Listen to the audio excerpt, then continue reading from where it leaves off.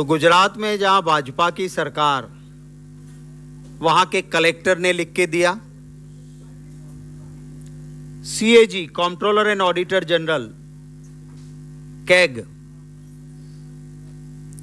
बड़ी अच्छी तरीके से जांच करने के बाद सारी चीजें हाईलाइट हुई। जब कांग्रेस की दिल्ली में सरकार थी और कैग के रिपोर्ट में कुछ आ जाता था, भाजपा छत से चिल्लाती थी, कैग ने कह दिया, भगवान ने कह दिया। असल में हकीकत तो यह है कि मोदी जी कहते हैं वो आधा सच होता है। वो कहते हैं खाता नहीं, खाने देता नहीं। सच्चाई ये है कि मोदी जी और उनके डियरेस्ट एंड नियरेस्ट करोड़ों से कम खाते नहीं और सच बोलने वाले को चैन की रोटी खाने देते नहीं है। ये सच्चाई है। और इसका एक और नमूना ये आपके सामने आज,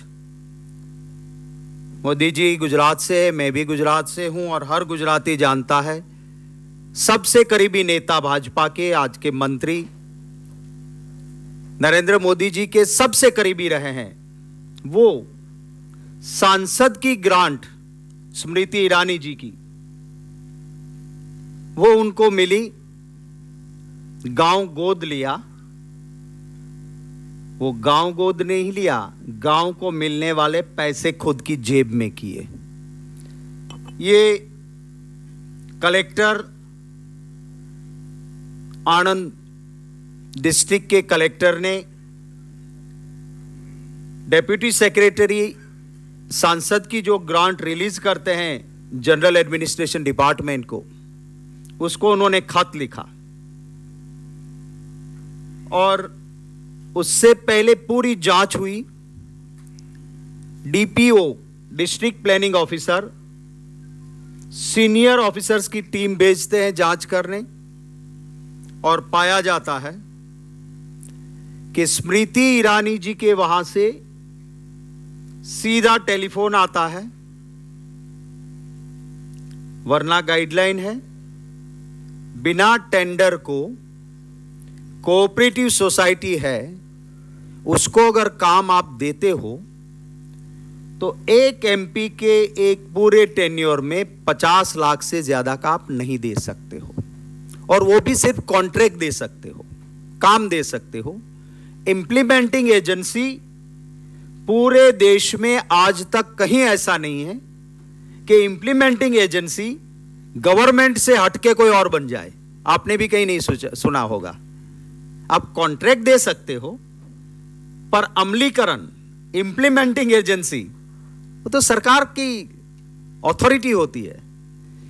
यहां जो गाइडलाइन है एमपी लेड में काम कैसे दिए जाए, पैराग्राफ 3.21 टू 3.21.6 उसमें साफ लिखा है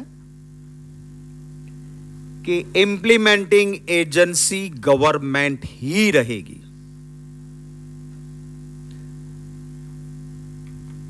स्मृति बेन की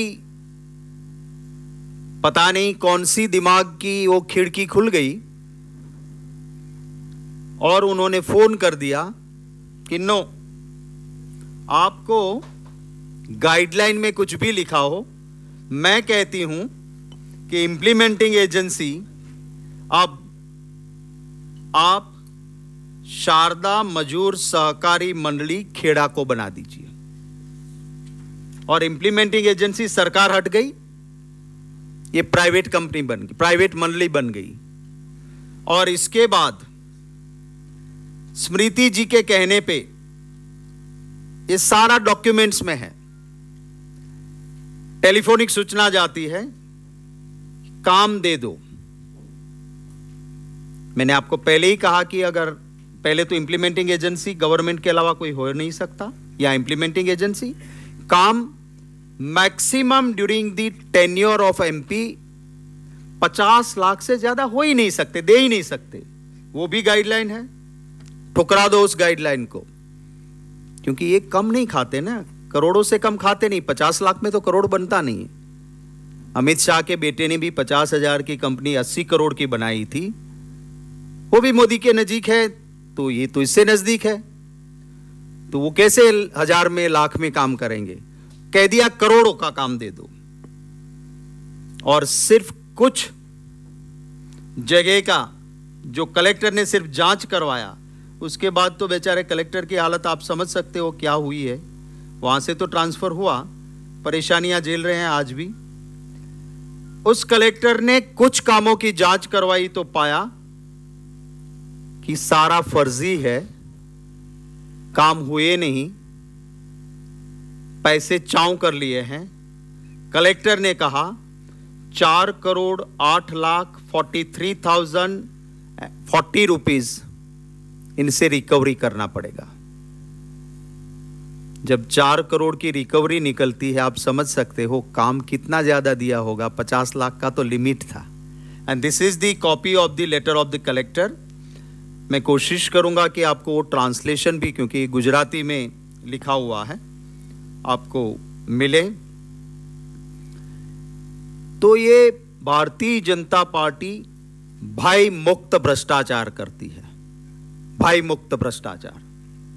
और इसका एक सिर्फ छोटा सा ट्रेलर है, इससे आगे तो और बहुत कुछ है। आपको हम कंट्रोलर एंड ऑडिटर जनरल के रिपोर्ट की कॉपीज भी दे रहे हैं। सीएजी ने भी इसका बहुत सीरियस संज्ञान लिया, गंभीरता से संज्ञान लिया है, रिकवरी के लिए भी कहा। अगर हमारे वहां थोड़ा सा भी होता तो उसका रेजिग्नेशन मांगा जाता। पवन बंसल जी के भांजे के खिलाफ हुआ, उनके खिलाफ कुछ नहीं, फिर भी मॉरल बेस पे पवन बंसल जी रिजाइन करे। हालांकि Modi and moral always travel in opposite direction, पर फिर भी चुनाव का माहौल है तो अपनी खाल बचाने के लिए भी कम से कम जनता की अदालत में जाने का वक्त आया है। उस वक्त पे रिजाइन करना चाहिए इनको। थोड़ा सा भी, इतना सा भी कहीं मॉरल बचा है तो, या मोदी जी में भी कहीं उनकी अंतरात्मा जाग उठे तो, क्योंकि ये मोदी जी के लिए चुनाव 2 चरणों में होता है। एक जब कोड ऑफ कंडक्ट लगती है तब मोदी जी होते हैं जनता के चरणों में, और चुनाव के बाद सारी जनता होती है उनके चरणों में। तो ये जनता के चरणों में जाने वाला चरण चल रहा है, तब कम से कम मोदी जी